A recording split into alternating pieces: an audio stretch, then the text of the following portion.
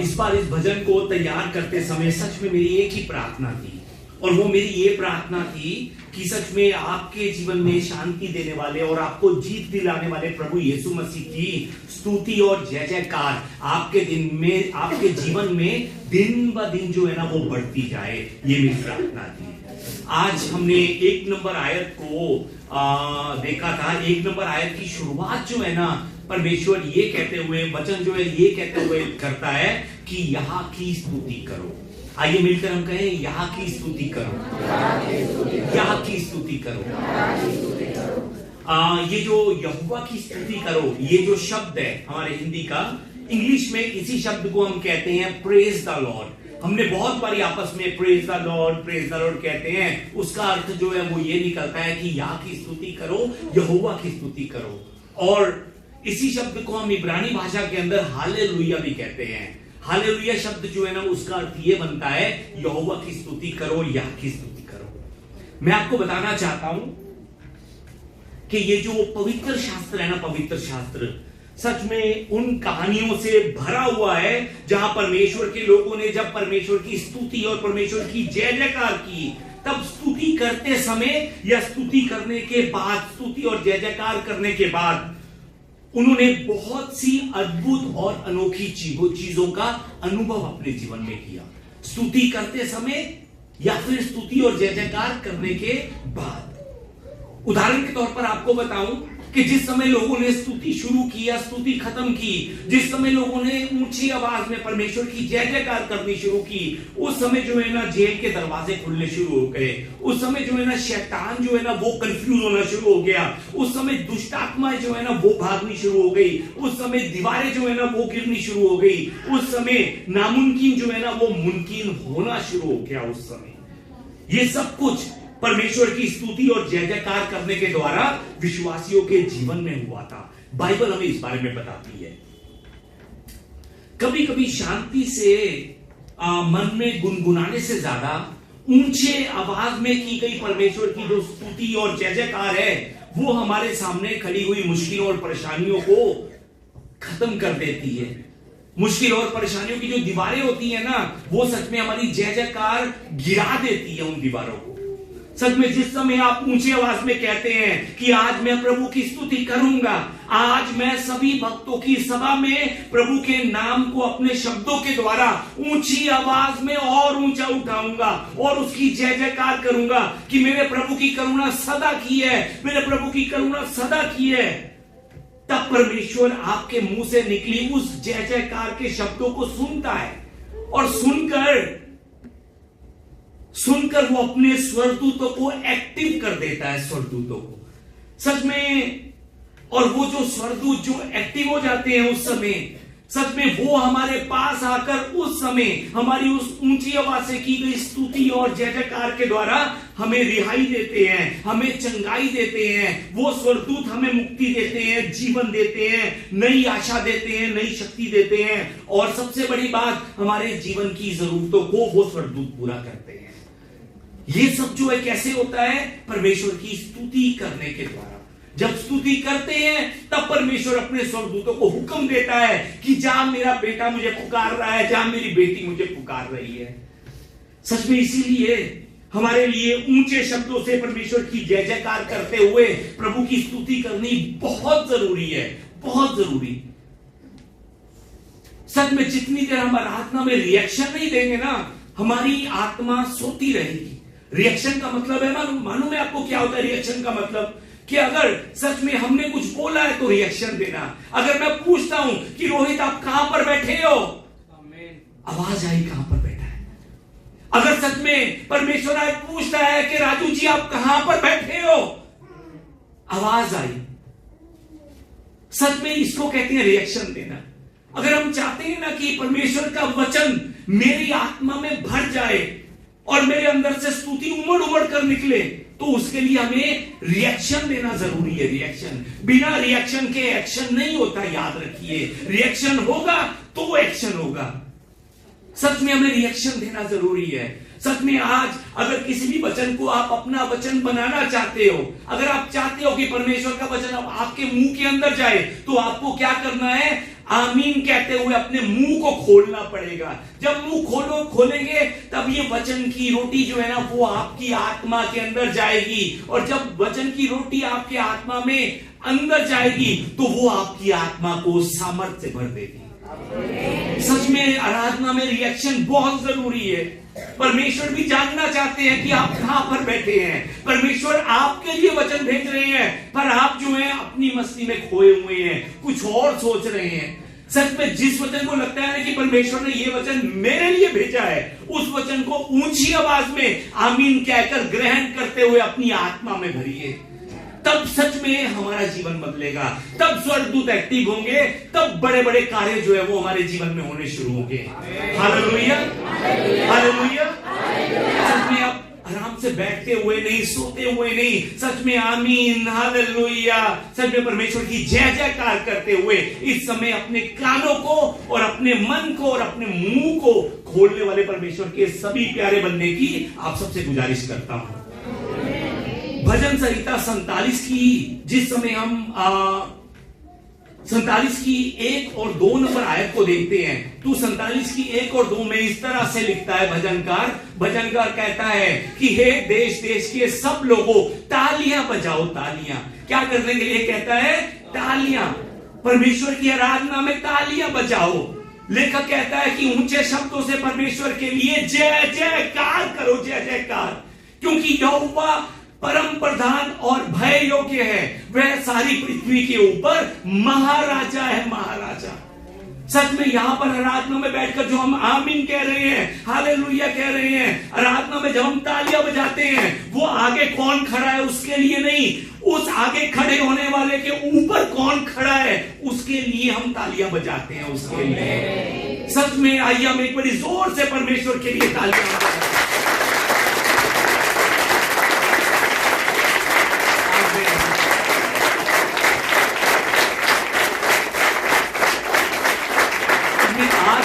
भजन संहिता 149 अध्याय को देखा है। 149 की पहली 3 आयतें जो है ना वो इस तरह से वचन लिखकर हमें बताता है लेखक वचन में लिखकर कहता है कि परमेश्वर जो है ना वो हमारा राजा है, और हम विश्वासियों ने राजा में मगन होकर उसकी जय जयकार करनी है, मगन होकर।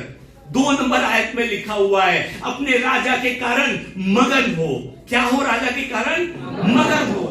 क्या सच में आप इस समय अपने राजा के कारण मगन होकर बैठे हैं? सच में हमें मगन होकर बैठना है, मगन होकर हमें अपने राजा के कारण मगन होकर उसकी जय जयकार करनी है। नए मन से हमने मगन होकर उसके लिए नए नए गीत गाने हैं, नए नए गीत। भजनकार कहता है कि इस सृष्टि की रचना करने वाला जो है ना वो परमेश्वर है, परमेश्वर।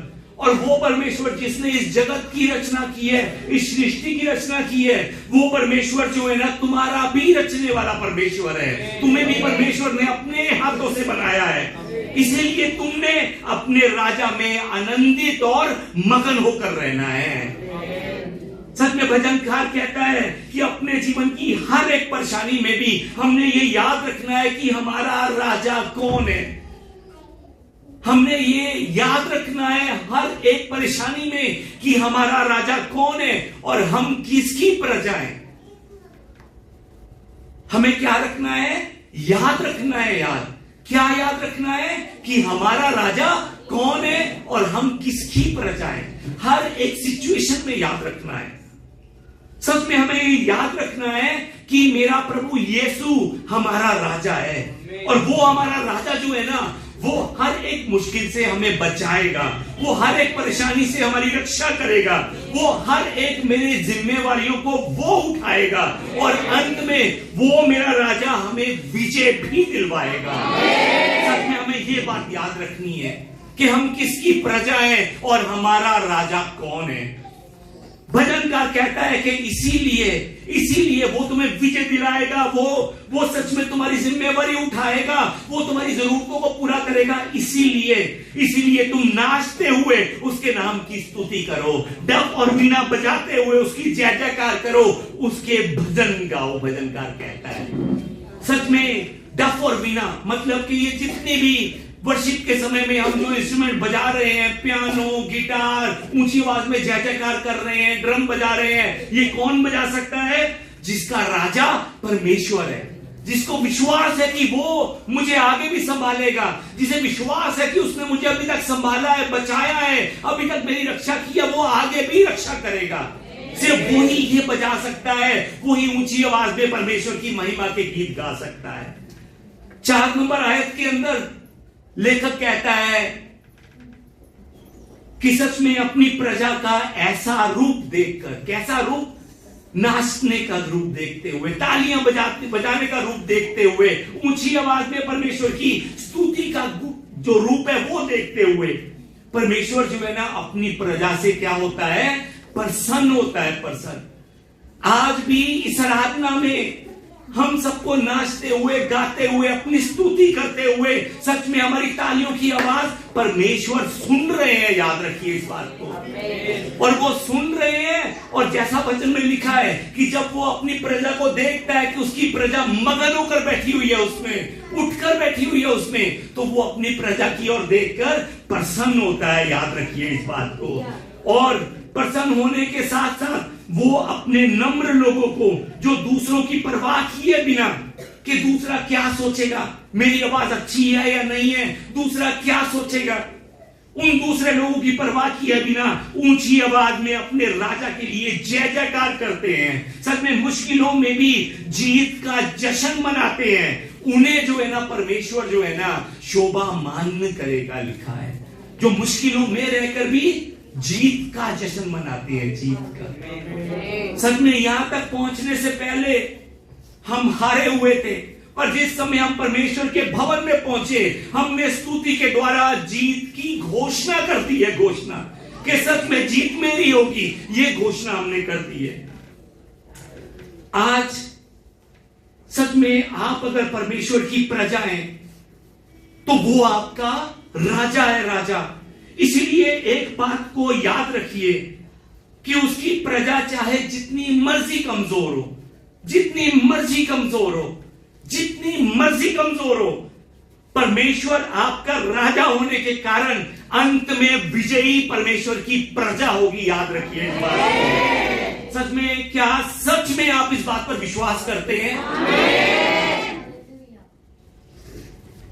जो यीशु पर विश्वास करते हैं ना लोग, उनके जीवन में बहुत परीक्षाएं होती हैं, बहुत, सच में बहुत परीक्षाएं होती हैं।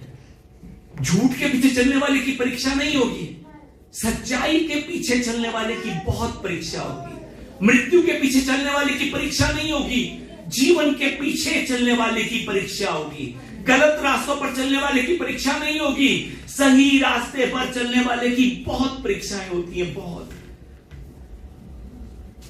सच में जिस समय हम यीशु पर विश्वास करते हैं ना, उस समय हम आत्मिक युद्ध में शामिल हो जाते हैं। आत्मिक युद्ध में यीशु पर विश्वास करने के बाद हम पाप के विरुद्ध लड़ना शुरू कर देते हैं। यीशु पर विश्वास करने के बाद हम इस शरीर की इच्छाओं के विरुद्ध लड़ना शुरू कर देते हैं। यीशु पर विश्वास करने के बाद हम सच में पाप से भरे संसार के विरुद्ध लड़ना शुरू कर देते हैं। यीशु पर विश्वास करने के बाद हम शैतान के विरुद्ध लड़ना शुरू कर देते हैं। अदन की वाटिका में जिस समय शैतान ने आदम और हव्वा को बहकाकर बुरे और भले के ज्ञान के वृक्ष से फल खिलवाया था, सच में उस समय से जिस समय उन्होंने वो फल खाया, उस समय से उनके जीवन से अदन की वाटिका की आशीषें जो है ना वो खत्म हो गई थी। उसी समय से जितनी आशीषें परमेश्वर ने उन्हें दी थी, वो सब आशीषें खत्म हो गई थी। और उसी दिन से शैतान जो है ना वो मनुष्य को फिर ढूंढना शुरू कर रहा था। खासकर मनुष्यों में से भी विश्वासियों को वो ढूंढ रहा था जो परमेश्वर पर विश्वास कर सके। शैतान ये सोचकर ढूंढ रहा था कि अब उनकी आशीषें जो है ना वो खत्म हो चुकी हैं, और अब मैं इन लोगों को जो बार बार परमेश्वर पर विश्वास करते हैं, जो यीशु की प्रजा है, खुद को कहते हैं मैं उन लोगों को दर्द में रखूंगा, मैं उन लोगों को नफरत में, दुखों में, चिंताओं में, डर में रखूंगा। ये सोचता हुआ शैतान जो है ना उस दिन से लगातार लोगों को ढूंढ रहा है, खासकर विश्वासियों को ढूंढ रहा है। बाइबल में इसी बात को यह कहते हुए लिखा है कि शैतान जो है ना, वो गर्जने वाले शेर के समान इस खोज में रहता है कि कब किसको फाड़ खाए। वो खोज के अंदर है, खोज में कि कब किसको फाड़ खाए। शैतान के इन आत्मिक आक्रमणों से उभरने की शक्ति हम में नहीं है, क्योंकि हम बहुत ज्यादा कमजोर हैं, कमजोर हम में नहीं है। पर हमें घबराने की भी जरूरत नहीं है। क्यों? क्योंकि परमेश्वर हमारा राजा है, हम उसकी प्रजा हैं, इसीलिए हम सुरक्षित और विजयी घोषित कर दिए गए हैं। प्रभु का दास पौलुस जो है ना, पौलुस वो पहली कुरिन्थियों की पुस्तक 15 की 57 नंबर आयत में कहता है, परंतु परमेश्वर का धन्यवाद हो जो हमारे प्रभु यीशु मसीह के द्वारा हमें जयवंत करता है। हालेलुया। सच में प्रभु का धन्यवाद हो, परमेश्वर का धन्यवाद हो, जिसने अपनी प्रजा को जो यीशु में रह रही है उन लोगों को जयवंत घोषित कर दिया है। पौलुस वचन में लिखकर बताता है परमेश्वर ने हर एक को जो यीशु पर विश्वास करता है, उस हर एक को सिर्फ उसके पापों से ही क्षमा नहीं दी है, सिर्फ पापों से क्षमा कर खत्म नहीं कर दिया है, बल्कि उस हर एक को परमेश्वर ने विजयी घोषित कर दिया है। परमेश्वर ने उस हर एक को जो यीशु नाम पर विश्वास करते हैं उसे जयवंत करार कर दिया है कि आप सब जयवंत हैं, आप सब विजयी हो चुके हैं। प्रभु ने ये कह दिया है। सच में जिस समय आप परमेश्वर की आराधना करते हुए ताली बजाते हैं ना, जिस समय आप नाचते हुए ऊंचे शब्दों से परमेश्वर की स्तुति और जय जयकार करते हैं, एक्चुअली उस समय हम हमारे दुश्मन शैतान के सामने ये घोषणा कर रहे होते हैं कि मेरी कृपा अब आ रही है, मेरा दरवाजा जो तूने बंद किया हुआ था ना खुलने वाला है। सच में हमारे मुंह से निकली परमेश्वर की स्तुति और परमेश्वर की जय जयकार ये घोषणा कर रही होती है कि जीत हमारी ही होगी, जीत हमारी ही होगी, जीत हमारी ही होगी। आमीन। सोचिए कि जंग के मैदान के अंदर दो देशों की सेनाएं जो है ना वो आमने सामने खड़ी हैं, आमने सामने, दोनों लड़ने के लिए तैयार खड़े हैं आमने सामने। वो लड़ने के लिए जब आगे बढ़ेंगे, यहां के लोग भी आगे बढ़ेंगे और जब वहां के लोग भी आगे बढ़ेंगे, वो चुपचाप नहीं आगे बढ़ेंगे, वो सच में चिल्लाते हुए आगे बढ़ेंगे, चिल्लाते हुए। कभी आपने देखा है टीवी के अंदर जिस समय जंग लड़ती है, दोनों जो तरफ की सेनाएं जो है ना वो मुंह पर उंगली रखकर नहीं चलते, वो सच में चिल्लाते हुए आगे बढ़ते हैं, चिल्लाते हुए। उनके चिल्लाने का क्या कारण होता है? क्या कि वो सामने वाले के मन में अपने चिल्लाने की आवाज के द्वारा डर को पैदा कर सके, दुश्मन के सामने चिल्लाने के द्वारा अपनी जीत की घोषणा कर सके, जीत की। उसी तरह से जब हम परमेश्वर के साथ खड़े होकर ऊंची आवाज में परमेश्वर की स्तुति के गीत गाते हुए, जय जयकार करते हुए आगे बढ़ते हैं ना, तब हम उन छुपे हुए अंधकार की ताकतों के लिए घोषणा कर रहे होते हैं कि हमारी जीत होगी। हम ये घोषणा कर रहे होते हैं कि विजय हम ही होंगे, हम ही। शैतान और हमारे आसपास में रहने वाले बहुत से लोग ये नहीं जानते कि हम सब ऊंची आवाज में अपने राजा की जय जयकार क्यों करते हैं, हम ऊंची आवाज में क्यों परमेश्वर अपने राजा की स्तुति करते हैं। शायद वो नहीं जानते, ना शैतान जानता है, ना हमारे आसपास के लोग जानते हैं।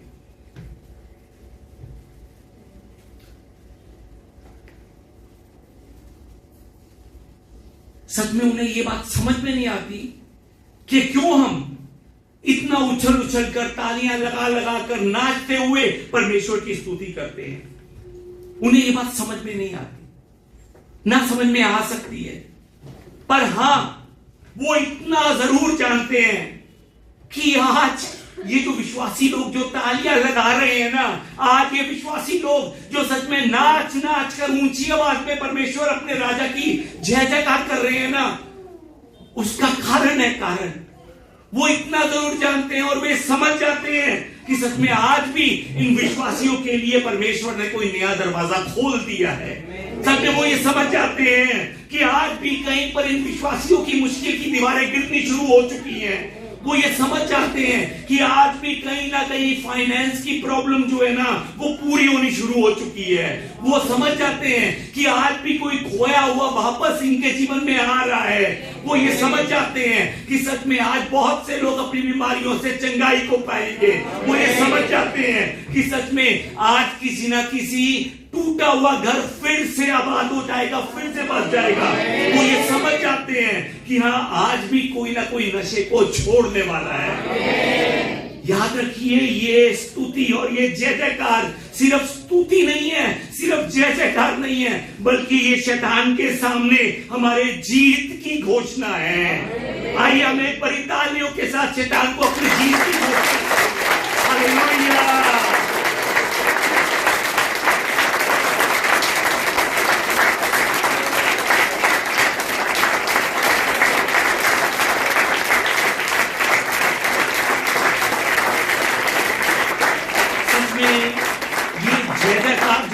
जय जयकार जो हम परमेश्वर अपने राजा की कर रहे हैं, ये जय जयकार हमारे आनंद को पूरा होने की निशानी भी बताया गया है।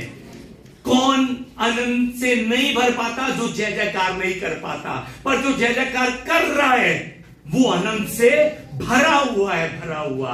नीति वचन 29:6 में इस तरह से लिखा है कि धर्मी आनंदित होकर क्या करता है? जय जयकार करता है। आइए हम हमारे साथ वाले से कहें, धर्मी आनंदित होकर जय जयकार करता है। धर्मी आनंदित होकर जय जयकार करता है। सच में जिस समय विश्वासी आनंदित होता है, जिस समय धर्मी आनंदित होता है, उस समय याद रखिए वो अपनी परवाह नहीं करता कि आज उसकी तबीयत कैसी है, आज उसका गला कैसा है, आज उसका शरीर कैसा है। वो परमेश्वर की क्या करता है? जय जयकार करता है, क्योंकि उसे मालूम है कि आज उसकी द्वारा की गई जय जयकार बहुत से दरवाजों को खोलने वाली है। आज उसे मालूम होता है कि आज उसके मुंह से निकली गई जय जयकार की पुकार सच में बहुत सी आशीषों को भरने वाली है। इसीलिए आज के वचन 5 और 6 नंबर आयत के अंदर लेखक ये बात लिखकर कहता है कि भगत लोग महिमा के कारण प्रतिफुल्लित होंगे, प्रफुल्लित होंगे। भगत लोग महिमा के कारण, स्तुति के कारण, जय जयकार करने के कारण प्रफुल्लित होंगे और अपने बिछौने पर पड़े हुए भी, अपने बिस्तरों पर पड़े हुए भी वो क्या करते रहेंगे? जय जयकार, जय जयकार। उनके कंठ से ईश्वर की प्रशंसा होगी, लिखा हुआ है। क्योंकि धर्मी जो है ना वो आनंदित होकर जय जयकार करता है। यानी कि सोते समय भी धर्मी जो है वो आनंदित रहेगा, क्योंकि वो आनंदित रहेगा तभी अपने बिछौने में जय जयकार कर पाएगा। ये परमेश्वर का वादा है। मैं आपको फिर से याद दिलवाना चाहता हूं कि परमेश्वर ने सिर्फ आपके पापों को ही क्षमा नहीं किया है, बल्कि परमेश्वर ने आप सबको विजय भी घोषित किया हुआ है।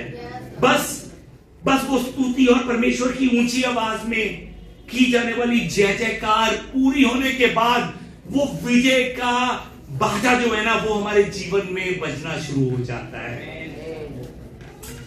दूसरा इतिहास अध्याय 20 को जब हम देखते हैं ना पुराने नियम में, तो दूसरा इतिहास अध्याय 20 के अंदर हम देख सकते हैं कि यहोशापात राजा जो है ना, यहोशापात राजा, उस राजा पर अचानक से 3 देश मिलकर एक बहुत बड़ी सेना को लेकर चढ़ाई कर रहे थे। सच में सेना इतनी बड़ी थी कि उस सेना को देखा तो नहीं था उसने, पर उस सेना के बारे में सुनते सारी वो जो है ना डर जाता है, बुरी तरह से डर जाता है। जिस समय उसको खबर मिलती है कि 3 देशों की बहुत बड़ी सेना तुझ पर चढ़ाई कर रही है, वो डर कर घबरा जाता है। और वो डर कर घबराने के बाद सबसे पहला काम जो करता है क्या है मालूम है आपको? वो यहोवा की खोज में लग जाता है, परमेश्वर से प्रार्थना करना शुरू कर देता है, परमेश्वर को पुकारना शुरू कर देता है। और वो सिर्फ पुकारता नहीं है, अपने आसपास में जितने भी लोग थे उन सबको उपवास रखने का प्रचार करता है कि हम सब मिलकर उपवास रखें, आओ हम मिलकर उपवास रखें। उस समय, जिस समय वो परमेश्वर को ढूंढ रहा होता है, खोज रहा होता है, जिस समय वो उन सब ने मिलकर उपवास रखा होता है, उस समय परमेश्वर का आत्मा जो है ना, यजीएल नामक एक लेवी पर उतरता है और परमेश्वर का आत्मा उन लोगों से कहता है, 15 और 16 नंबर आयत में लिखा है, उन लोगों से यह कहता है कि राजा यहोशापात, यहोवा तुमसे यूं कहता है कि तुम इस बड़ी भीड़ से मत डरो और तुम्हारा मन कच्चा ना हो। क्यों मालूम है आपको? क्योंकि यहोवा कहता है कि ये युद्ध तुम्हारा नहीं परमेश्वर का है। ये युद्ध तुम्हारा नहीं परमेश्वर का है। सच में यह युद्ध तुम्हारा नहीं परमेश्वर का है। पर 16 नंबर आयत में बहुत अजीब बात भी करता है परमेश्वर का आत्मा जो है। वो अजीब बात क्या करता है मालूम है? अजीब बात यह है कि कल उनका सामना करने को जाना। जो बात कर रहा हूं समझ रहे हैं? परमेश्वर कहते हैं ये युद्ध तुम्हारा नहीं है, ये युद्ध मेरा है, पर कल उनका सामना करने को तुम जाना। तुम यानी कि परमेश्वर ने उनसे यह नहीं कहा कि तुम मत जाना, मैं खुद अकेला लड़ लूंगा उन सबसे। परमेश्वर ने यह नहीं कहा। परमेश्वर ने यह नहीं कहा कि तुम आराम से घर में बैठो, मैं उन सबको देख लूंगा। यह नहीं कहा परमेश्वर ने। परमेश्वर ने उनसे ऐसी कुछ बात नहीं की, बल्कि परमेश्वर उनसे यह कहते हैं कि कल तुम उनका सामना करने को जाना। 17 नंबर आयत में भी, 16 में भी लिखा है, 17 में भी यही बात लिखा है कि कल उनका सामना करने को चलना। तुम, मैं लड़ूंगा पर तुम जाना, तुम अपना काम करना, मैं अपना काम करूंगा। तुम ये मत सोचना कि मैं बैठा रहूंगा आराम से जो है और परमेश्वर सब कुछ कर देंगे। तुम अपना काम करना, मैं अपना काम करूंगा, परमेश्वर कहते हैं। अगले दिन ये सब लोग अब जंग में जाने की तैयारी कर रहे हैं, जंग के मैदान में उतरने की तैयारी कर रहे हैं। पर बहुत अजीब सी बात है, जंग के मैदानों में हथियारबंदों को आगे नहीं ये लोग रखते।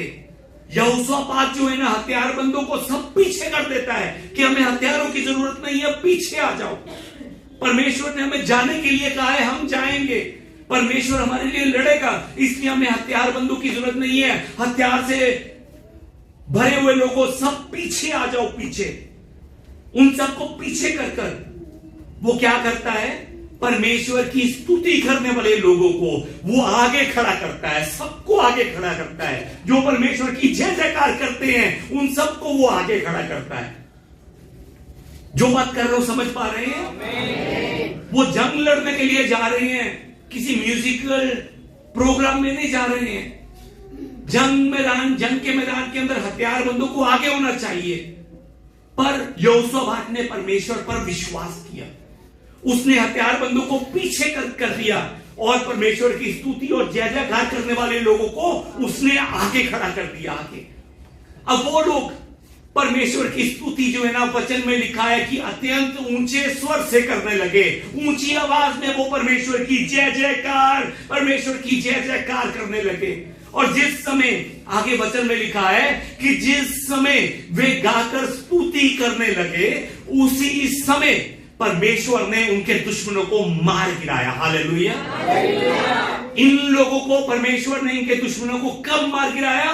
जिस समय इन्होंने ऊंची आवाज में परमेश्वर की स्तुति करनी शुरू की, जिस समय इन लोगों ने ऊंची आवाज में परमेश्वर की जय जयकार करनी शुरू की। जय जयकार। सच में स्तुति जो है ना, वो जय जयकार लेकर आती है। मैंने आपको बताया था कि स्तुति जो है ना, वो परमेश्वर के स्वर्गदूतों को एक्टिव कर देती है। एक्टिव स्तुति परमेश्वर की जो हम ऊंची आवाज में करते हैं ना, सच में वो परमेश्वर की स्तुति हमें हर एक मुश्किल में भी जीत दिलवाती है। जीत। जो विजयी इंसान होता है ना, जिसको मालूम है कि मैं विजयी हो चुका हूं, सच में उसका रूप जो है ना वो अलग होता है। अलग। आपको मालूम है कि इस साल, शायद इसी साल की बात है, हमारे इंडिया ने T20 का वर्ल्ड कप जीता था। इसी साल की शायद बात है।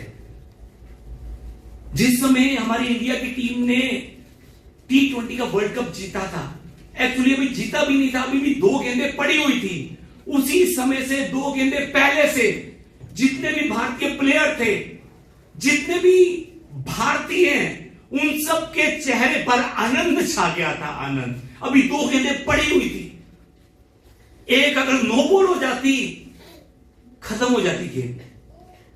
अभी 2 गेंदें पड़ी हुई थी, पर उसके बावजूद भी उन्होंने जीत की घोषणा कर दी। सच में 2 गेंदें पहले ही उनके चेहरे पर आनंद जो है ना वो दिखाई देना शुरू हो गया, उनके चेहरे पर धन्यवाद दिखाई देना शुरू हो गया, उनके चेहरे पर प्रेम जो है ना, उन खिलाड़ियों के चेहरे पर प्रेम दिखाई देना शुरू हो गया था 2 गेंद पहले ही वर्ल्ड कप जीतने से।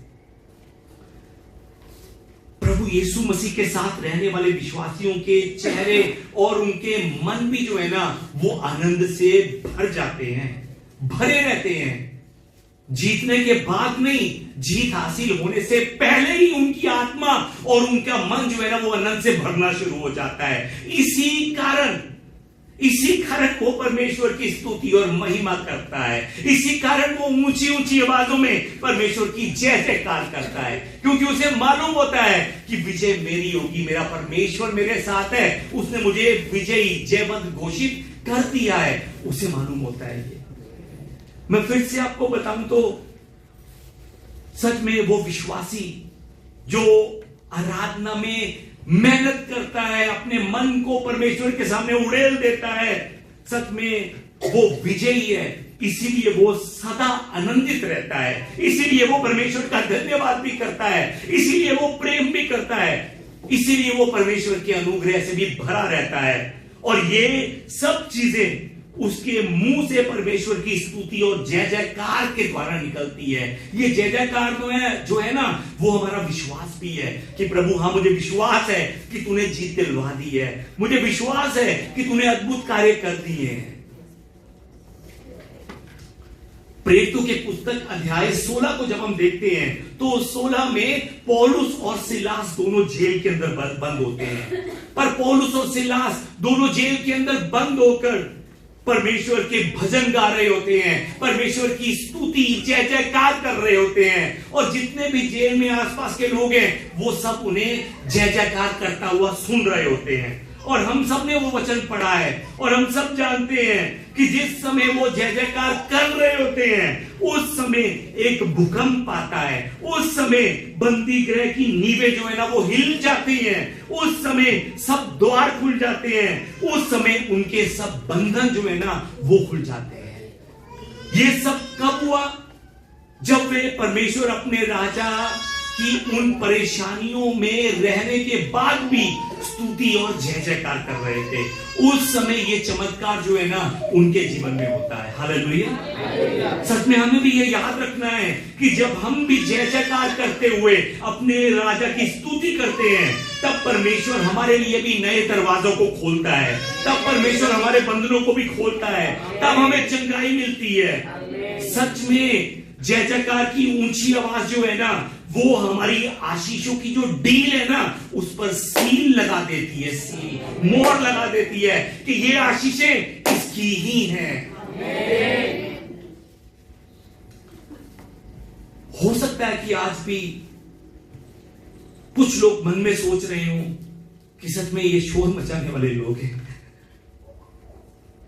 सच में हो सकता है कि कुछ लोग हमें शोर मचाने वाला कहते हैं, पर सच में अगर उन्हें पता होता कि हम शोर नहीं मचा रहे हैं, हम जीत की घोषणा कर रहे हैं, तो वो भी हमारे साथ मिलकर ऊंची आवाज में परमेश्वर की जय जयकार करते। यहोशू की पुस्तक अध्याय 6 में यहोशू और इजराइली जो है ना उन दोनों के सामने कनान की धरती में प्रवेश करने से पहले एक बहुत बड़ी रुकावट थी, बहुत बड़ी रुकावट थी, और वो रुकावट थी यरीहो की दीवार। वो दीवार इतनी ऊंची थी कि वो इजराइल अपनी मेहनत से उस दीवार को पार नहीं कर पाते थे। पर इस समय उस दीवार को देखकर हो सकता है कि वो थोड़ी चिंता में भी एक बार आए हों,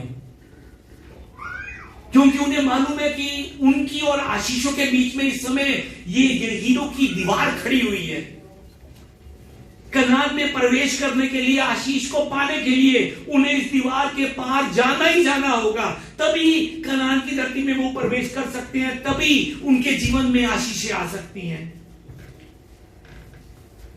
उनके लिए कनान की धरती में प्रवेश करने के लिए दीवार को पार करना बहुत जरूरी है, बहुत ज्यादा। हमेशा आपके और आपके मकसद के बीच में भी ना एक दीवार खड़ी होती है। कभी भी गौर से देखिएगा, जब आप अपने मकसद की ओर बढ़ते जा रहे होते हैं तो एक दीवार खड़ी होती है। उस दीवार को देखकर आप भी दोनों में से एक काम कर सकते हैं। पहला काम कि उसे तोड़ने की तैयारी कर सकते हैं, और दूसरा काम हार मानकर बैठ सकते हैं। परमेश्वर ने यहोशू को इस्राएलियों के साथ 6 दिनों के लिए हर रोज एक बार नगर में चक्कर लगाने के लिए कहा, एक बार नगर में घूमने के लिए कहा, और सिर्फ अंत में 7वें दिन 7 बार घूमने के लिए परमेश्वर ने कहा। परमेश्वर ने उन्हें चुपचाप बिना किसी से बात किए उस नगर के चक्कर लगाने के लिए कहा, चुपचाप बिना किसी से बात किए। और फिर 7वें दिन 7 बार चक्कर लगाने के बाद परमेश्वर उन्हें कुछ अलग करने के लिए कहता है। मैं फिर से आपको बताना चाहता हूं, ध्यान से सुनिएगा, समझिएगा। पहले 7 दिन परमेश्वर ने कहा कि चुपचाप एक मन होकर चलो, विश्वास कर आज्ञाकारी बनकर चलो। पर 7वें दिन 7वां चक्कर लगाने के बाद परमेश्वर ने उन्हें कुछ अलग करने के लिए कहा, और वो अलग क्या था मालूम है आपको? परमेश्वर की जय जयकार ऊंचे आवाज में करने के लिए परमेश्वर ने उनसे कहा।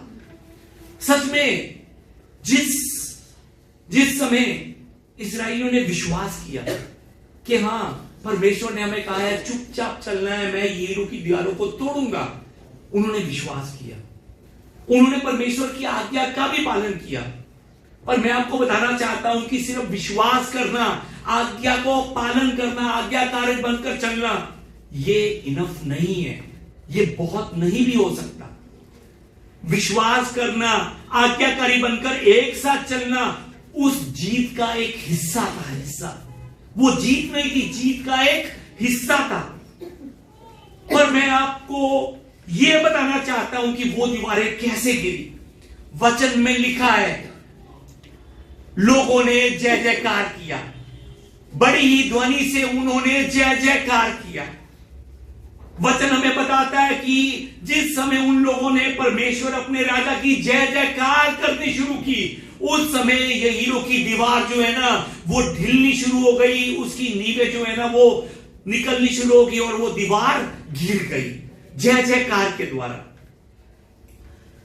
अगर आज आपको लगता है कि आपके सामने भी यरीहो जैसी दीवार खड़ी है, अगर आपको भी लगता है कि ये परेशानी, ये मुश्किल, ये चिंता है, और सच में आप जो है ना विश्वास में भी चल रहे हैं, आप जो है ना आज्ञाकारी बनकर भी चलने की कोशिश कर रहे हैं, पर फिर भी ये दीवार जो है ना वो नहीं हिल रही है, वो गिर नहीं रही है, तो ऐसे समय में सच में हमें चेक करना है, चेक कि परमेश्वर के लिए की जाने वाली ऊंची आवाज की ये स्तुति और ये जय जयकार कहीं मेरे जीवन में मिस तो नहीं है।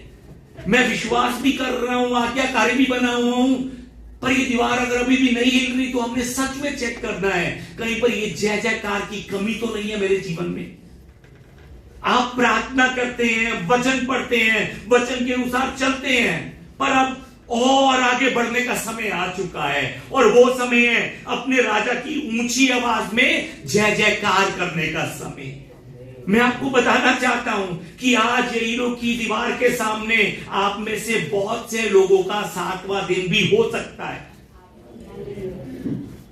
और ये 7वें दिन अब आपने अपने विश्वास की घोषणा करनी है। ये 7वां दिन जो है ना आपके विश्वास की घोषणा का दिन है। कनान की धरती में प्रवेश करने का आज ये दिन है। परमेश्वर के वादे को पूरा होता देखने का दिन है। आज जैसे से आप अपने राजा की ऊंची आवाज में जय जयकार करेंगे, वैसे वैसे आप उन मुश्किलों की दीवारों को अपने जीवन में गिरता हुआ देखेंगे। याद रखिए कि आज आपकी जय जयकार के कारण सीमाएं जो है ना वो टूटने वाली हैं, वो टूटने के लिए जा रही हैं। बंदी गृह जो है ना वो खुलने के लिए जा रहे हैं। आज आपकी स्तुति और जय जयकार के कारण बिछड़े हुए जो है ना वो वापस मिलने के लिए जा रहे हैं। आज आपकी स्तुति और जय जयकार के कारण नशों के बंधन जो है ना वो आपके घराने से टूटने के लिए जा रहे हैं। सच में आपके दुश्मन जो है ना वो हारने के लिए जा रहे हैं। आपकी घटी जो है ना वो पूरी होने के लिए जा रही है, और सच में बढ़ोतरी और बरकतें आपके जीवन में आने के लिए जा रही है। सच में आइए हम एक बार विश्वास करें कि आज आपका 7वां दिन है। विश्वास करें कि आज मेरा वो 7वां दिन है। सच में आप 7वें दिन में खड़े हैं और परमेश्वर आपसे कहते हैं कि आज तेरा दिन है, तेरा दिन। आज तेरे नए लेवल पर चढ़ने का दिन है। आज पुरानी सब बातों को भूल जाने का दिन है। आज अद्भुत कार्यों को अपने जीवन में देखने का दिन है, देखने का। सच में आइए हम एक बार विश्वास करें और उसी विश्वास के साथ 10 सेकंड के लिए पूरी जोर के साथ परमेश्वर का हम जय जयकार करें। Hallelujah, hallelujah, hallelujah, hallelujah. सच में ये जय जयकार की आवाज में जितनी तेज होगी ये दीवारें उठती रहेंगी, उतने ही परमेश्वर के दरवाजे खुलेंगे। हालेलुया।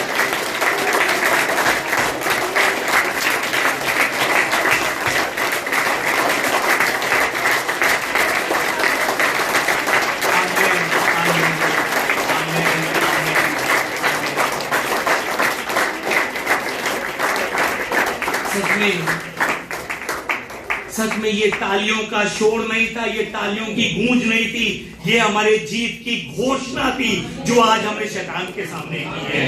ये सच में बंद दरवाजों को खुलने की घोषणा थी। ये आज मुश्किलों और रुकावटों की दीवारों को गिरा देने की घोषणा थी।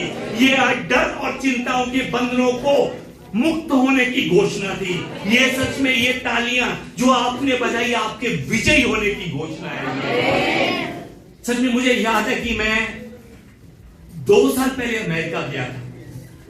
अमेरिका जिस समय मैं यूएस में गया था तो वहां पर एक एडवर्टाइजमेंट चल रही थी बहुत पुरानी, और उस एडवर्टाइजमेंट जो थी ना वो जो एडवर्टाइजमेंट थी एक जैसे सरफ होता है, सरफ की एडवर्टाइजमेंट थी।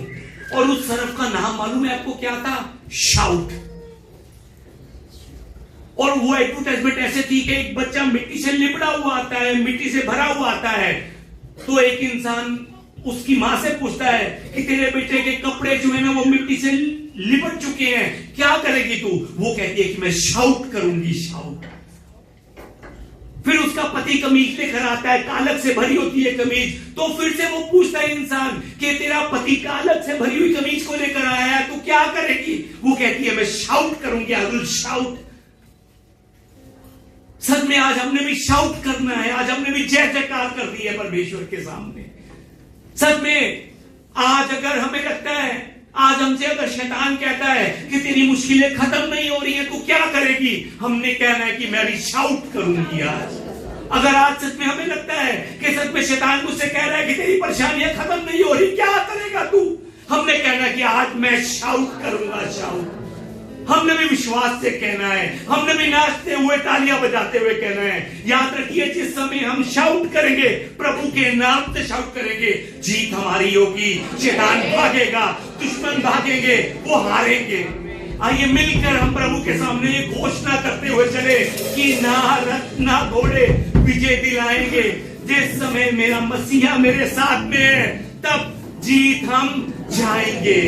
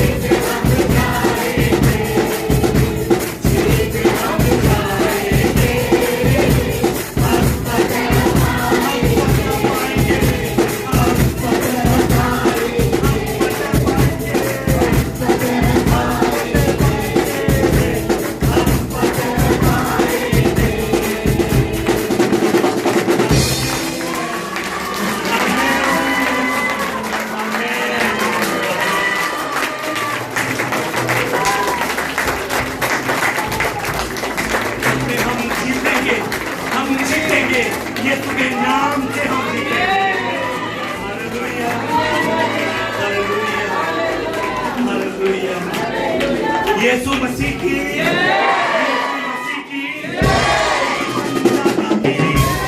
जीवनदाता की मुक्ति देने वाले मुक्तिदाता की आमीन।